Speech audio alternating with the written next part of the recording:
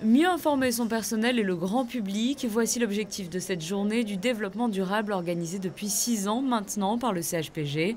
Au programme des animations et des stands d'information sur les mesures prises ces dernières années par le centre hospitalier pour réduire au maximum son impact sur l'environnement. Une politique de développement durable mise en place depuis 2010. Et justement, ce 5 juin, journée mondiale de l'environnement, son directeur, Benoît de Sevelinge, souhaitait annoncer l'arrivée d'une nouvelle prime pour favoriser la mobilité douce.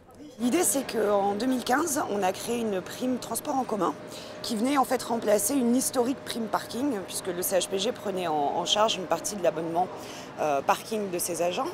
Donc là, l'idée, c'est que désormais, on prend en charge une partie de l'abonnement transport en commun des agents, y compris en multimodal. C'est-à-dire s'ils prennent le bus et le train, on prend sur les deux. Aujourd'hui, on lance la prime mobilité douce, donc on va donner une prime aux agents qui viennent au CHPG soit en vélo, soit en véhicule électrique. L'idée étant là encore de promouvoir des moyens de transport qui nuisent un petit peu moins à l'environnement que la voiture qu'on connaît tous. La SMA Terre de Monaco, Maison Lino, de nombreux partenaires du CHPG étaient présents lors de cette journée.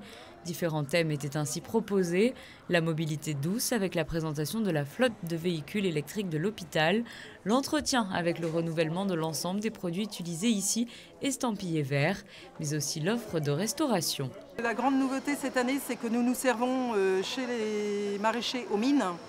Donc il y a un certain nombre de dégustations. Une soupe de concombres, les concombres viennent de Gatière.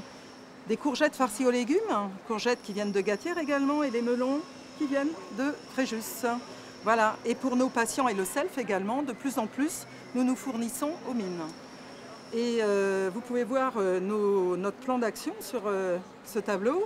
Le petit déjeuner bio pour les patients de l'hôpital du CR3 de la Quiétudine du Cap-Fleury, avec 0% plastique au niveau du petit déjeuner.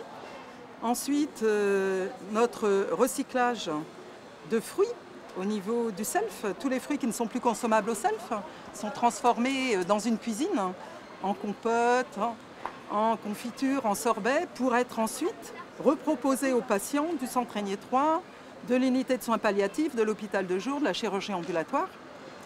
Et ici, vous avez donc un graphique qui vous indique, depuis le mois de janvier 2019, l'augmentation de notre consommation de légumes et fruits locaux et bio sur notre cuisine centrale de l'hôpital. Plus de 3000 repas sont servis par le CHPG chaque jour. Le pôle restauration est donc un acteur clé de cette transition.